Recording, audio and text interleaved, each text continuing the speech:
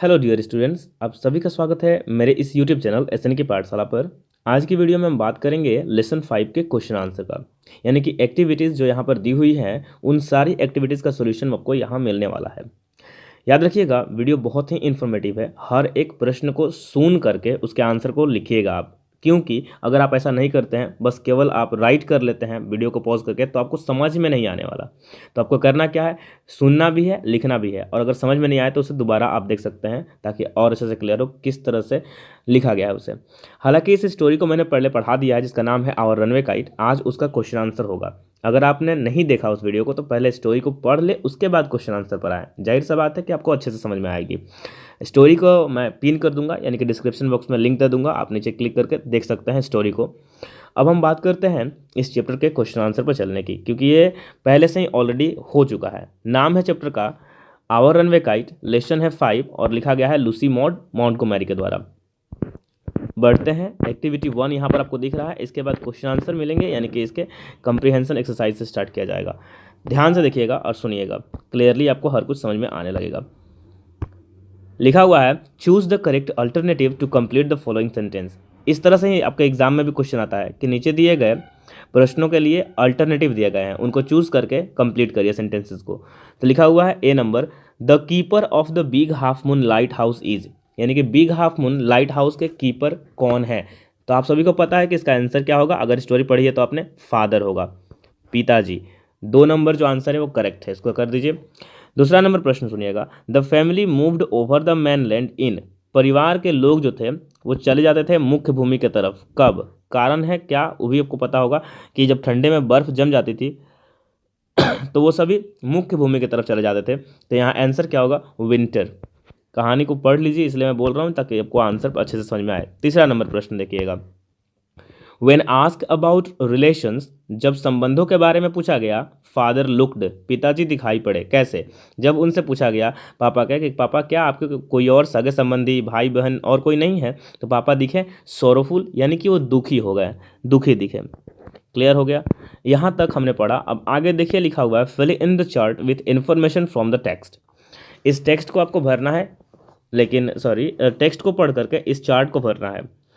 Name of the island, आखिर किस island पर वो लोग मतलब थे, उस आइलैंड का नाम लिखना है। तो आइलैंड का नाम है, ए नंबर में हो जाएगा, ए नंबर का आंसर जो होगा वो हो जाएगा बिग हाफ मून। क्या रखेंगे, बिग हाफ मून आइलैंड पर वो रह रहे थे।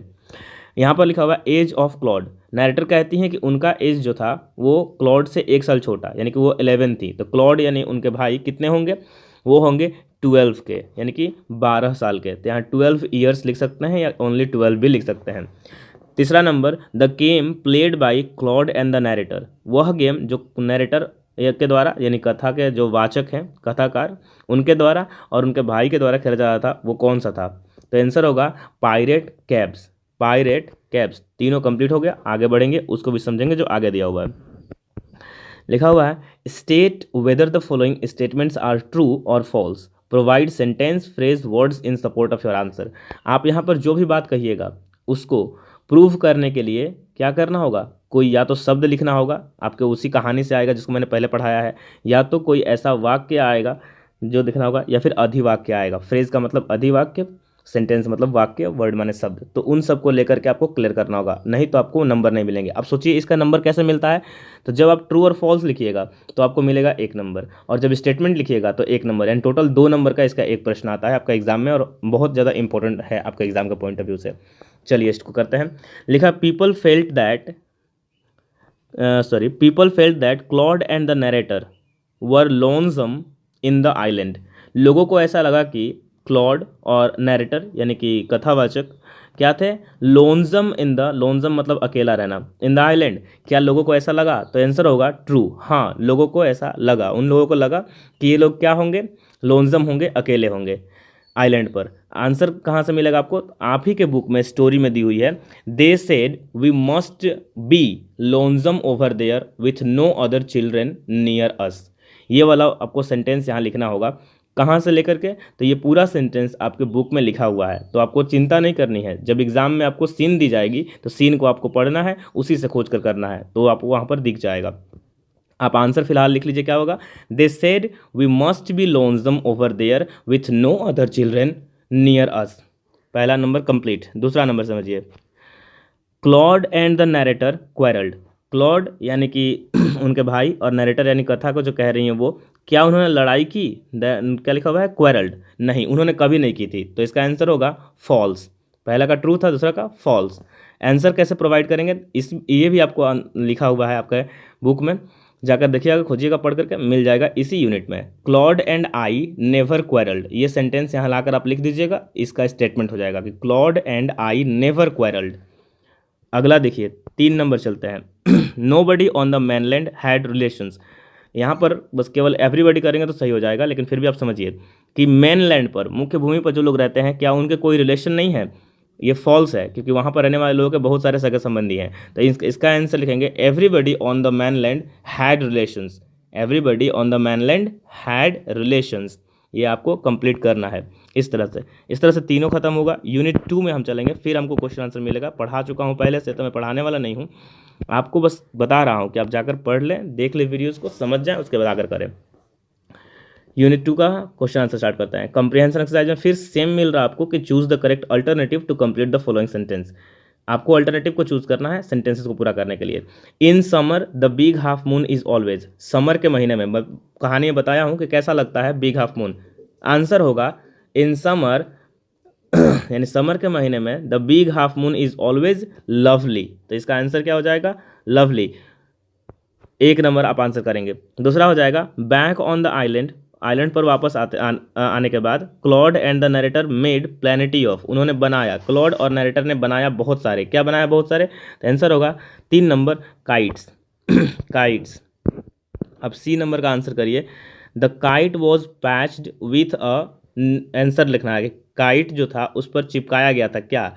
तो आंसर में है न्यूज़पेपर, लेटर, एनवेलप या कार्ड। तो आंसर होगा सीधा इसका लेटर। आपको याद रखना है, कहानी पढ़े हुए हैं तो आपको थोड़ा सा भी वक्त नहीं लगेगा इसका आंसर करने में, लेकिन अगर आप नहीं पढ़े हुए हैं तो फिर आपके लिए बहुत परेशानी की बात है। अब देखिएगा क्या है, 5 नंबर देखिएगा ध्यान से question. Complete the following sentence with information from the text. इस टाइप का भी क्वेश्चन आपके बोर्ड के द्वारा दी जाता है, आपका एग्जाम में दिया जाता है, तो इसलिए आपको क्या करना होगा, समझना होगा। ये सारे वाक्य जो आपको दिख रहे हैं, इनका आधा पार्ट जो नहीं दिया हुआ है वो आपके स्टोरी में है। जब सीन दी जाएगी तो वहाँ पर भी ये दिया जा सकता है और वहाँ से आपको खोज कर लिखना है, बट ध्यान दीजिएगा तभी हो पाएगा, वरना बहुत सारे वर्ड क्या होते हैं, मिस्टेक हो जाते हैं, बच्चे एक्स्ट्रा लिख देते हैं। पहला वाला का आंसर क्या होगा? तो a boy on the mainland showed. एक mainland पर रहने वाले एक बच्चे ने दिखाया। क्या दिखाया था? किसको दिखाया था? तो 2 बातें हैं, काइट कैसे बनाते हैं और किसको दिखाया था? क्लॉड को। तो a boy on the mainland showed Claude how to make kites. Showed Claude how to make kites, यहाँ पर आंसर होगा Claude how to make kites. Clear? 2 number देखेंगे। On the kite Claude and the narrator pasted. Kite के ऊपर Claude और narrator ने paste किया यानी चिपकाया। क्या चिपकाया था? क्या क्या लगाया था ये बताइए। तो आंसर होगा gold tinsel stars all over it. Gold tinsel star, stars का मतलब हो गया तारे। गोल्ड यानी सुनहले रंग के चमचमाते हुए तारों को उन्होंने इसके ऊपर पूरा लगाया था। तो आंसर में gold tinsel stars all over it. मैं जानबूझकर फोर्स कर रहा हूँ कि आप इसको ध्यान से सुने, आपको ऐसे ही याद हो जाए बिना बुक को खोले ही। अगला देखिए 3 नंबर को। Claude was standing with. Claude जो था वो खड़ा था। कैसे खड़ा था? A bit of cord in his hand looking foolish. Answer में भरेंगे कंप्लीट करने के लिए, a bit of cord in his hand looking foolish. जब पतंग टूट गई यानी कि कट गई, तो जो क्लॉड थे वो खड़े थे, हाथों में उस धागे को लिए जो जिससे वो पतंग को उड़ा रहे थे, और कैसे दिख रहे थे? जैसे कि कोई फुलिश व्यक्ति हो, मूर्ख की तरह। लेकिन यहाँ मतलब होगा कि उनको बहुत ज़्यादा निराशा फील हो रही थी। आगे बढ़ते हैं, आगे करते हैं। 6 नंबर देखिए, लिखा fill in the chart with information from the text. Text से इन्फॉर्मेशन लेकर के आपको इस चार्ट को भरना है। चार्ट क्या है? स्टेटमेंट और रीज़न। जब कभी हम रीज़न लिखते हैं तो इसका आंसर लिखने समय चाहें तो हम बिकॉज सबके पहले ऐड कर सकते हैं अपने से, इसमें कोई गलती नहीं होगी। आपको कोई बोलता है तो आप इसको बिल्कुल मना कर दीजिए। क्वेश्चन सुनिएगा, आंसर भी सुनिएगा। स्टेटमेंट में यानी कि एक बात दी हुई है और पूछ रहा है। स्टेटमेंट का मतलब होता है बात यानी कथन, और रीज़न का मतलब होता है कारण। ये आपको बताना है कथन का कारण क्या है, मतलब जो बात दी हुई है उसका कारण क्या है। A number, the narrator's elbow went through the kite. Statement है कि नरेटर के एल्बो, एल्बो का मतलब होता है कोहनी, आपके हाथ में जो जॉइंट है सबसे मिडिल पार्ट को उसको कहते हैं एल्बो, उसको क्या हो गया, वेंट थ्रू द काइट, यानी काइट को फाड़ते हुए वहां से घुस गया। तो इसका कारण क्या था पूछ रहा है, तो इसका कारण था the narrator tripped and fell over the rocks. The narrator tripped and fell over the rocks. अब चाहे तो आप लिख सकते हैं because the narrator tripped and fell over the rocks, तब भी सही हो जाएगा। बी नंबर सुनिएगा, Claud and the narrator hurried to fix the kite. Claud और नरेटर को जल्दी थी काइट को ठीक करने की। क्यों जल्दी थी भाई, क्या कारण था? क्योंकि वो क्या चाहेंगे, अब मान लो काइट को कोई बना रहा है तो उड़ाने के लिए बनाता है, तो इसका आंसर होगा they wanted to send the kite up before the wind fell. क्योंकि उस समय अच्छी हवा चल रही थी, हवा बंद ना हो जाए और वो लोग ना उड़ा पाए, इस कारण से बता रहा है कि they wanted to send the kite up before the wind fell. C number प्रश्न क्या कहता है उसको सुनिएगा, द काइट सोर्ड। सोर्ड का मतलब होता है तैरना या फिर उड़ना, तो यहाँ मीनिंग है द काइट सोर्ड। अब जो पतंग थी स्टेटमेंट में दिया है वो उड़ी, किस कारण से उड़ी, हवा अच्छी होगी तो उड़ेगी, नहीं तो नहीं उड़ेगी। तो आंसर में लिखेंगे the wind was glorious, because the wind was glorious. ये पूरा कंप्लीट हो गया। अब आगे बढ़िए, यूनिट 3 के भी क्वेश्चन आंसर को कंप्लीट कर लेते हैं हम लोग इसी वीडियो में। फिर सेम आपको मिल रहा है कंप्रीहेंशन एक्सरसाइज। क्या लिखा हुआ है, choose the correct alternative to complete the following sentences. Complete करने के लिए फिर से चूज करिए। A letter came for father after. अब यहाँ आफ्टर के बाद आपको ध्यान में रखने हैं वरना मिस्टेक हो सकता है। अ मंथ लिख सकता है या 30 डेज भी लिख सकता है, 30 दिनों के बाद, एक महीने का मतलब हो गया। तो लगभग आप इसको ध्यान में रखेंगे, तो आंसर में रखेंगे 4 number month. A letter came for father after, answer हो जाएगा 4 number month. Father left home after quarrelling with his. पापा घर को छोड़कर चले गए लड़ाई करके साथ में। किसके साथ में लड़ाई करके, तो आंसर होगा 1 नंबर अपने ब्रदर यानी भाई के साथ लड़ाई करके पापा चले गए थे। सी नंबर प्रश्न को सुनिएगा, Deek and Mimi discovered the kite on the top of. Deek और मिमी को वो जो काइट जो कट के गया था, जो भी थोड़ा देर पहले हम लोग बात कर रहे थे, तो वो कहाँ मिला था, तो आंसर होगा जंगल के एक पेड़ के ऊपर, the top of a tree. Top of a tree यानी कि इसका 2 नंबर आंसर हो जाएगा। आगे फिर से आपके सामने फिर सेम टाइप का क्वेश्चन आंसर मिल रहा है, क्या है कि fill in the chart with information from the text. Information text से ही मिलेगी, यानी कि सीन जो दिया रहेगा उससे, और उसी से भरना है। लेकिन इस बार सोचिएगा लिखा हुआ है केवल, कुछ नहीं पूछा है क्या करना है, समझना खुद ही है। Person who sent the letter, अब बोला जा रहा है वह आदमी जिसने पत्र भेजा, वो कौन सा आदमी था। इसके 2 आंसर बनते हैं लिखने का तरीका पर, पापा की बहन ने, या फिर डायरेक्ट आप आंसर में लिख सकते हैं aunt Esther, AUNT, aunt ESTHER, aunt Esther. पहला वाला का आंसर हो गया। दूसरा नंबर सुनिएगा, name of aunt Esther's mother. Aunt Esther की माँ का नाम क्या था, यहाँ पर आंसर हो जाएगा फिलिपा, फिलिपा, फिलिपा। तीसरा नंबर है total number of family members, यानी फैमिली मेंबर्स में अब कितने टोटल मतलब मेंबर्स कितने हैं उस फैमिली में, इन द नरेटर्स फैमिली, जो ये कथा को सुना रही है एट प्रेजेंट, यानी कि कहानी की शुरुआत में नहीं, कहानी जब अभी चल रही है उस समय। तो कहानी की शुरुआत में हमने पढ़ा था कि केवल ये 3 लोग हैं, क्लॉड, पिताजी और नरेटर, ये 3 लोग बिग हाफ मून नाम के आइलैंड पर रहते हैं। लेकिन अब क्या है, चूंकि उनके मतलब उनकी बुआ मिल चुकी हैं, आंटी मिल चुकी है और उनके 2 बच्चे मिल चुके हैं, तो total number of family members में आंसर हो जाएगा 6। मैं समझा क्यों रहा हूँ फिर मैं आपको बोलूँगा कि मैं आपको चाहता हूँ कि आप यहीं पर आप इसे याद कर ले, लर्न हो जाए आपको ये। अब आपके सामने क्वेश्चन आंसर दिए हुए हैं, 3 क्वेश्चन यहाँ पर दिए हुए हैं। बाद में मैं आपको और क्वेश्चन कराऊंगा अलग से, क्योंकि एग्जाम में केवल 3 ही क्वेश्चन पूछे जाए और इसी टाइप के क्वेश्चन पूछे जाए ऐसा बिल्कुल नहीं होता है। वहाँ पर वो क्वेश्चन को मोड कर सकते हैं, चेंज कर सकते हैं, इसलिए आपको ध्यान रखना है। लेकिन अभी नहीं, कुछ टाइम बाद, पहले मैं पूरा चैप्टर कंप्लीट कर लूँ 8 तक, उसके बाद आपको मैं अलग से एक्स्ट्रा क्वेश्चन आंसर प्रोवाइड करूँगा जो बहुत ज़्यादा इंपॉर्टेंट होगा। चलिए अभी ध्यान देते हैं हम लोग किस पर, तो इस क्वेश्चन आंसर को करने का आंसर द फॉलोइंग क्वेश्चन में ए नंबर है, what did father find when he went back home years afterward. यानी कि बहुत सालों के बाद जब पापा घर गए तो उन्होंने क्या पाया। आंसर सुनिएगा और लिखिएगा, father found that his brother had died and his sister was missing years afterward when he went back.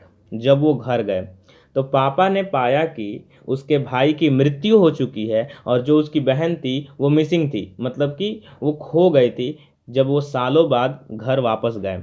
Answer complete, meaning भी कंप्लीट। दूसरा number, where did aunt Esther live. Aunt Esther कहाँ रहती हैं तो answer होगा aunt Esther lived hundreds of miles inland. Hundreds of miles inland, यानी कि जो मेनलैंड था उसके अंदर, सैकड़ों मील अंदर। अगला है why did aunt Esther turn pale, आखिर आंट एस्टर पीली क्यों पड़ गई, ऐसा क्या हुआ कि उनका चेहरा पीला पड़ गया या सुन्न हो गया। तो आंसर लिखेंगे aunt Esther turn pale to see the same letter patched with the kite which she had once written to her brother. Aunt Esther ने जब देखा कि यह वही लेटर है जो काइट से सटा हुआ है जो एक बार उन्होंने अपने भाई को लिखा था, इस कारण से ये हो गया। अब आपको एक बात और समझनी है कि जब मैंने डीड को हटाया सेंटेंस का आंसर करते समय, तो फाइंड का वहाँ पर क्लियरली मैं बड़ा करके दिखाता हूँ, जो फाइंड है उसका फाउंड हो गया। क्यों? क्योंकि डीड हट गया, वर्ब टू का प्रयोग कर देंगे। उसी तरह से लिव का लिव्ड हो जाएगा, और डीड का यहाँ फिर से लिखा हुआ है तो इसके लिए टर्न का टर्न्ड हो जाएगा, ईडी लग जाएगा। याद रखिए जब आंसर करते हैं तो हम सेंटेंसेस को पॉजिटिवली लिखते हैं, माने पॉजिटिव अफर्मेटिव वे में। और अफर्मेटिव अगर पास्ट टेंस का हो, अगर डीड लगा हो, सिंपली याद रखिए डीड लगा हो तो पास्ट इंडेफिनिट टेंस होता है, और पास्ट इंडेफिनिट टेंस का अफर्मेटिव में हम लोग वर्ब टू यानी कि past tense form of the verb का प्रयोग करते हैं। तो फाइंड का फाउंड हो जाता है, लिव का लिव्ड हो जाएगा, टर्न का टर्न्ड हो जाएगा। आई थिंक आपको क्लियर होगा। अब बचे हैं कुछ ग्रामर, उसको भी समझ लेते हैं, ठीक है। अब यहाँ देखिए लिखा हुआ read the following sentences. Why hadn't we, was it because we lived in an island. क्या लिखा हुआ है? हमारे पास नहीं है, वाई हैड नॉट वी, या हमारे नहीं है। Was it because we lived in an island, क्योंकि शायद हम लोग एक आइलैंड पर रहते हैं। अब सेंटेंस में क्या कहता है ये समझने की कोशिश करिए। In sentence 1 the question is formed by using WH word, यानी कि सेंटेंस नंबर 1 में अगर आप ध्यान से देखेंगे तो क्या लिखा हुआ? क्वेश्चन बनाया गया है। दोनों में दोनों ही क्वेश्चन है, लेकिन वहाँ पर एक WH वर्ड का प्रयोग किया गया, इसका नाम है वाई।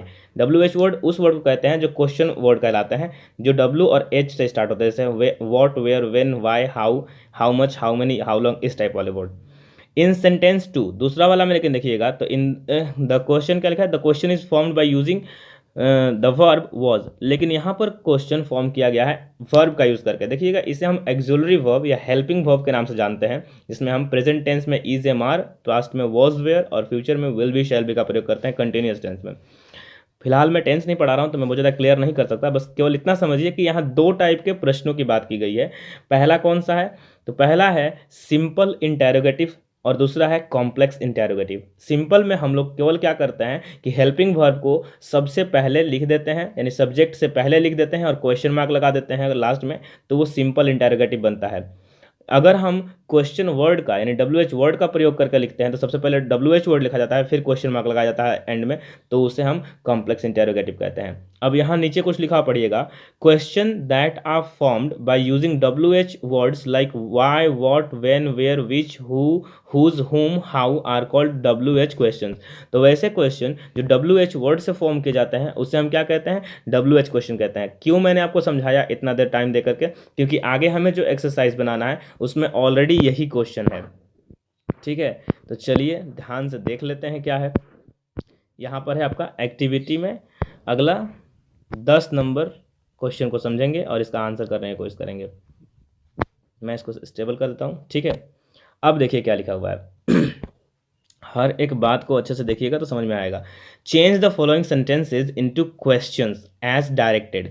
जैसा कि बताया गया है सारे प्रश्नों को क्वेश्चन में चेंज कर दें, मैंने सारे जितने भी सेंटेंस हैं, वाक्य हैं, उनको प्रश्न वाले वाक्य बना दें।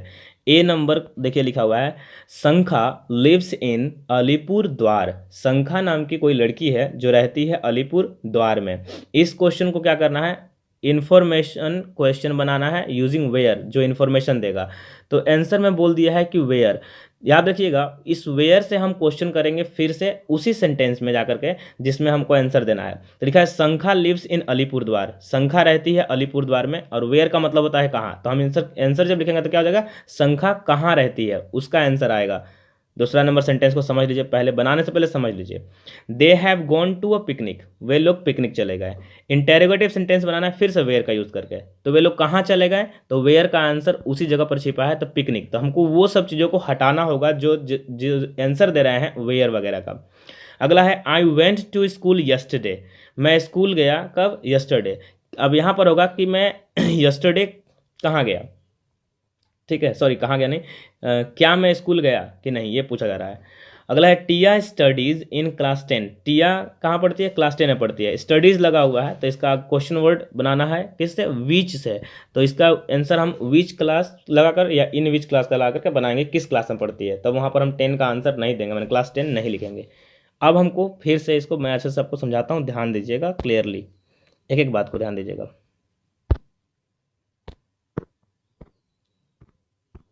तो एक नंबर क्या लिखा हुआ है पढ़िए, संखा लिव्स इन अलीपुर द्वार। संखा नाम की कोई लड़की जो रहती है अलीपुर द्वार में। आंसर लिखेंगे इसका ए नंबर का, where does Sankha live, live question mark. जब डू या डज का प्रयोग करते हैं तो हम फिर से वर्ब 5 जो लिखा हुआ है एस ई एस, जैसे लिव्स लिखा हुआ वो लिव में चेंज हो जाएगा। B number, they have gone to a picnic, वे लोग पिकनिक चले गए।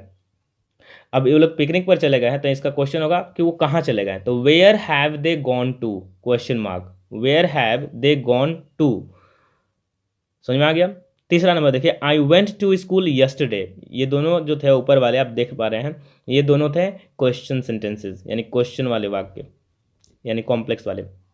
आई वेंट टू स्कूल यस्टरडे, इसको जब हम लोग डिड से बनाएंगे तो ये बनेगा did I go to school yesterday. जब हम डिड का प्रयोग कर देते हैं तो याद रखिएगा हमें वर्ब का कौन सा फॉर्म लिखना होता है, डिड खुद ही बता रहा है कि वो पास्ट इंडेफिनिट टेंस है, तो उसके बाद हम वर्ब का केवल मतलब सबसे पहला वाला रूट फॉर्म यानी कि प्रेजेंट टेंस फॉर्म लिख सकते हैं। तो इसका आंसर हो जाएगा did I go to school yesterday, question mark. Last 4 बार देखिए, Tia studies in class 10, information question use करना है विच से, तो आंसर होगा which class does Tia study in. याद रखिएगा जब विच क्लास लगा हुआ है डज लग गया तो स्टडीज नहीं होकर के ये स्टडी में चेंज हो जाएगा, तो आंसर होगा which class does Tia study in, question mark. इस तरह से आपके पूरे खत्म हो गए। अब देखिए यहाँ पर 2 मेन इंपॉर्टेंट टॉपिक बच जाता है और वो है राइटिंग एक्टिविटीज़ का। अगर आप बंगाल बोर्ड से बिलोंग कर रहे हैं तो जाहिर सी बात है आपको पता होगा कि आपके बोर्ड एग्जामिनेशन में 30 नंबर का राइटिंग स्किल आता है। केवल अकेले राइटिंग स्किल जो होता है वो 30 नंबर को कवर करता है, जहाँ पर आपको 3 टाइप की राइटिंग एक्टिविटीज़ लिखनी पड़ती है, जिसमें letter writing, report writing, notice writing, story writing, paragraph, ऐसे ये सब कुछ आता है, और इसमें प्रोसेस राइटिंग। तो इन सबको मैंने पर्सनली बनाया है इस पर वीडियो। आप क्या करेंगे कि नीचे मैं जब डिस्क्रिप्शन में लिंक दूंगा उसमें मैं राइटिंग एक्टिविटीज़ का लिंक दूंगा, उस पर आप क्लिक करके इन सबको भी देख सकते हैं, वहाँ पर बहुत अच्छे से समझाया गया है। अगर आपको लगे कि नहीं समझ में आया तो फिर आप मुझे पर्सनली कमेंट करके बता भी सकते हैं कि सर ये मुझे समझ में नहीं आया, आप इस पर एक नई वीडियो बना दो। मैं ज़रूर ट्राई करूँगा आपके काम को करने के लिए और आपका हेल्प करने के लिए। अब यहाँ 2 क्वेश्चन दिए जा रहे हैं, ध्यान से देखिएगा। पहला क्वेश्चन है, suppose your bicycle has a sudden tyre puncture. मान लीजिए कि आपका जो साइकिल है उसमें टायर पंक्चर हो गया अचानक से, आप जा रहे थे on your way to school, कहाँ, स्कूल जाते वक्त। You have taken the cycle to a repair shop, आपका क्या हुआ, अब वहाँ से साइकिल को लेके गए रिपेयर शॉप के पास। Write an imaginary dialogue, imaginary का मतलब होता है काल्पनिक डायलॉग लिखना है, मतलब सच में नहीं हुआ है, आपको बस कल्पना करते हुए लिखना है 100 वर्ड्स में, between the shopkeeper and you. मैंने 2 लोगों के बीच बातचीत को दिखाना है और कारण बताया गया है टायर का पंक्चर होना।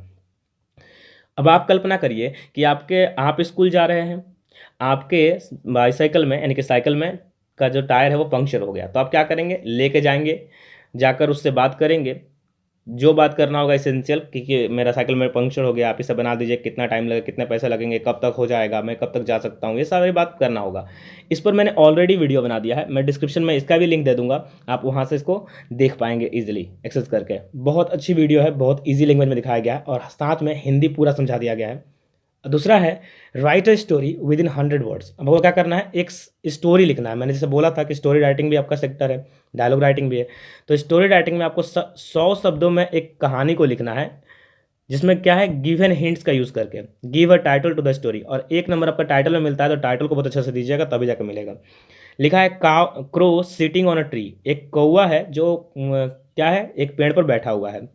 Piece of meat in its back, उसके चोंच में मीट का एक टुकड़ा है। Fox passing under the tree, उसी ट्री के नीचे से एक फॉक्स यानी कि लोमड़ी गुजर रही है। वॉन्ट्स द मीट, वो भी क्या चाहती है, उस मीट को खाना। Ask the crow to sing, उसने क्या कहा कि कौवा भाई थोड़ा गाना गा दो। कौवा गाना गाना स्टार्ट किया। Crow keeps meat under its feet. कौवे ने क्या किया, जो मुंह में पकड़ के रखा था मीट को, उसको अपने फीट यानी कि पैरों से दबा लिया। एंड सिंग्स, और गाना गाने लगा। फुल्ड, उसने मूर्ख बनाया किसे, लोमड़ी को, फॉक्स को, और उस तरह से लोमड़ी फिर वहाँ से चली गई। याद रखिएगा, दो टाइप की कहानियाँ इस पर पढ़े हुए हैं हम।